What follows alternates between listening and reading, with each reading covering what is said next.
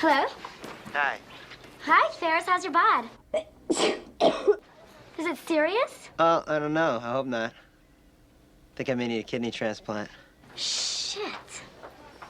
Are you upset? Excuse me. Think you'll be alive this weekend? Yeah, I'd say I will. Great. Maybe I'll see ya. Bye.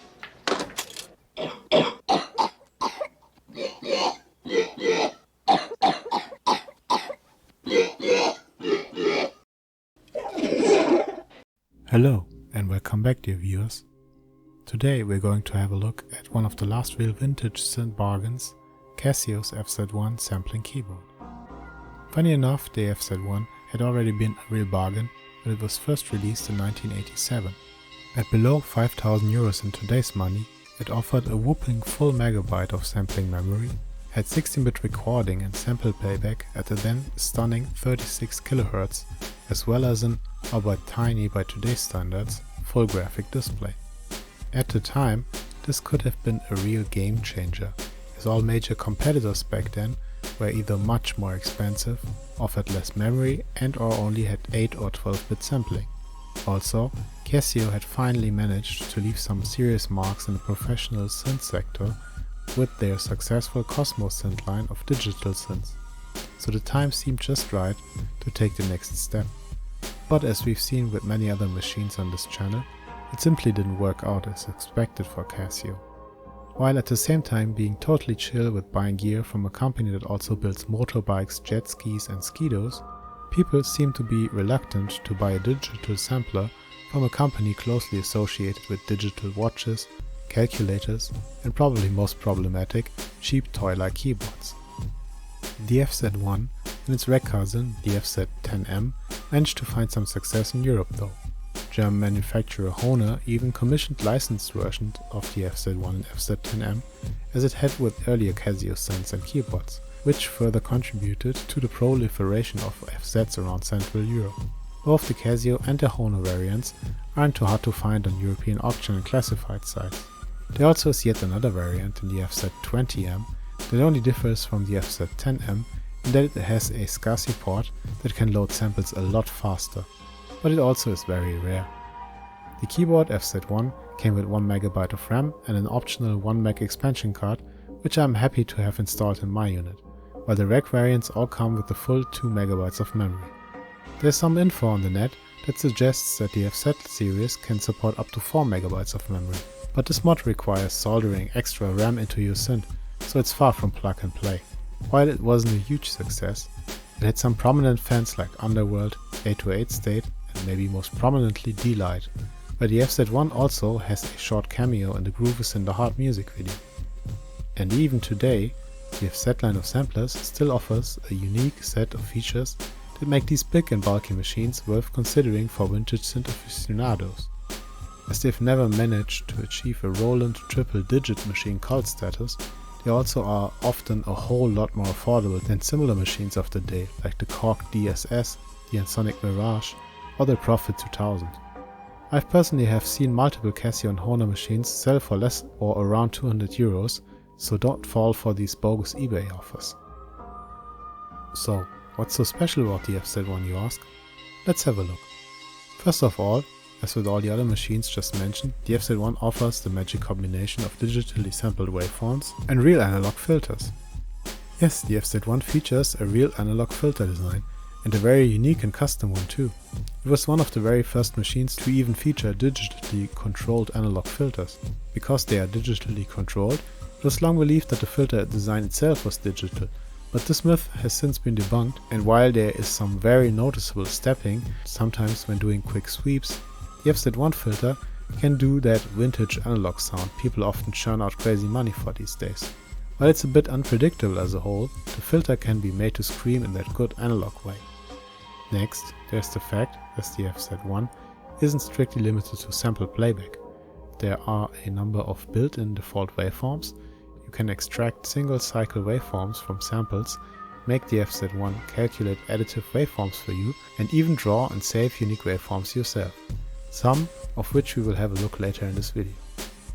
But we're not even finished here, as you can also mix the outputs of any of these engines into a new sample or create crazy cross-mix waveforms that stitch parts of the outputs of the engines to each other for another source of unique waveforms.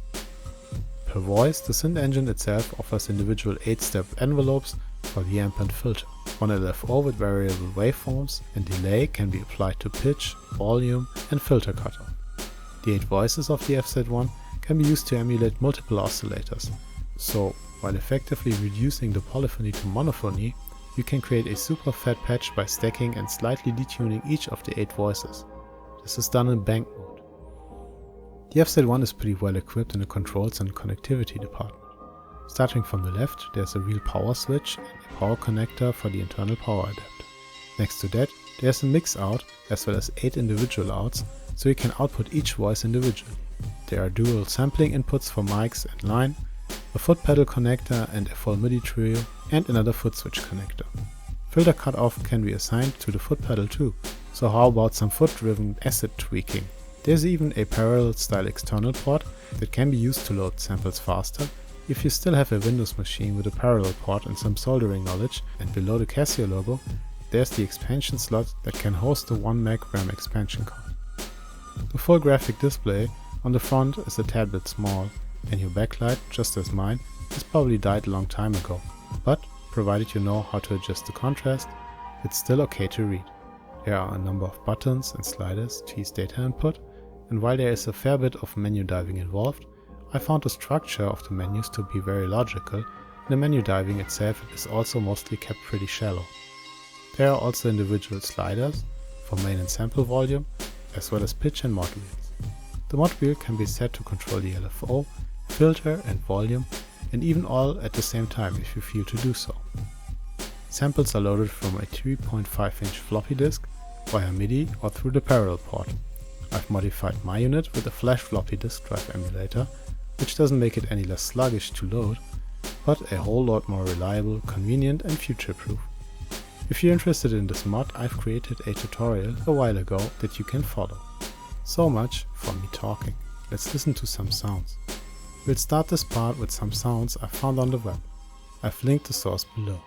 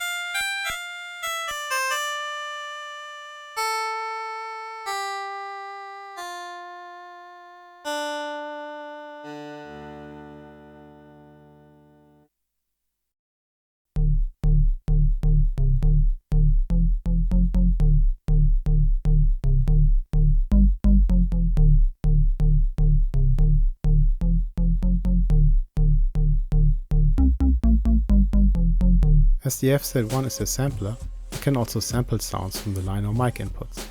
I've sampled everyone's favorite drum loop this way and created a loop using the internal tools. What must have been a real killer feature back in the day is that you can edit your samples graphically. Sure, the display is tiny by today's standards, but it's still a breeze to use, a lot more so than working with abstract number values when trimming and looping a sample. The display also comes in handy when hand-drawing waveforms or calculating additive waveforms. But back to everyone's favorite drum loop, here we go.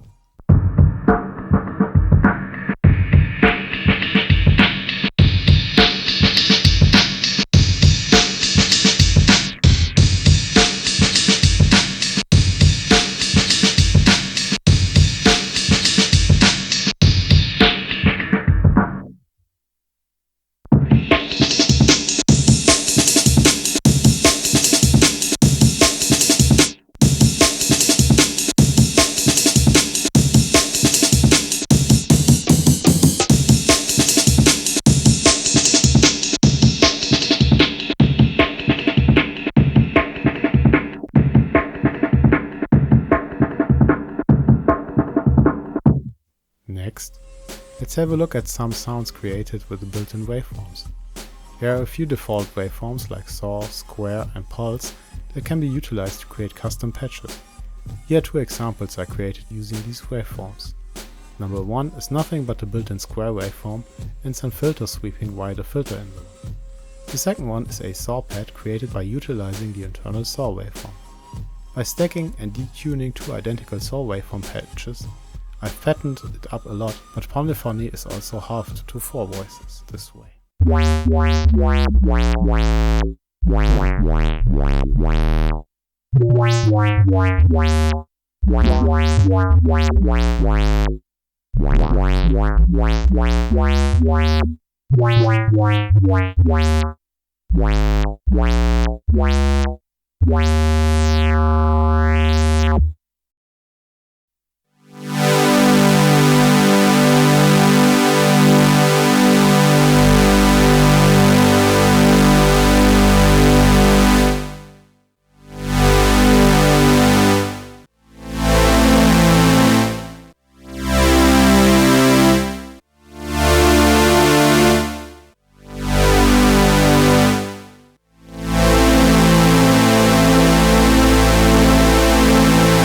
As this video already has taken ages to get done, I've decided to dedicate another video to the FreeCare waveform creation tools, as I feel they are really worth to explore.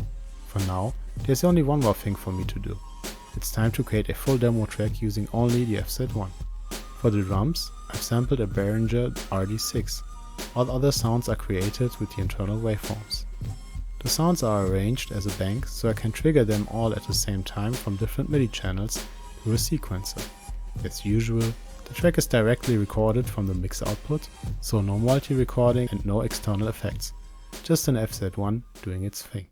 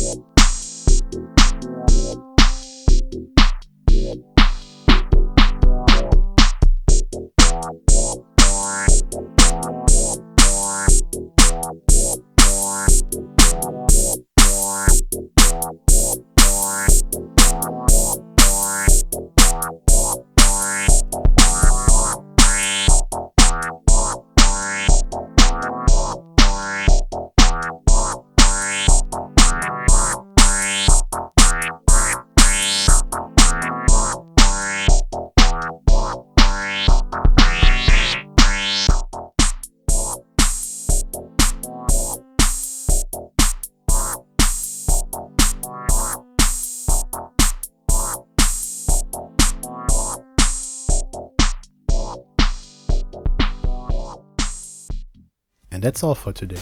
Having spent quite some time with the FZ-1, I really wonder why this machine never took off. The features it offers even today, the usability, the pricing and the sound must have been a real killer combination upon release.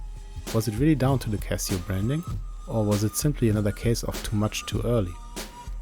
Well, while we're probably never going to find out, you can very much profit from Casio's misery, as, just as I've mentioned in my introduction, these machines are still sold for mere pennies when compared to other similar samplers of that era.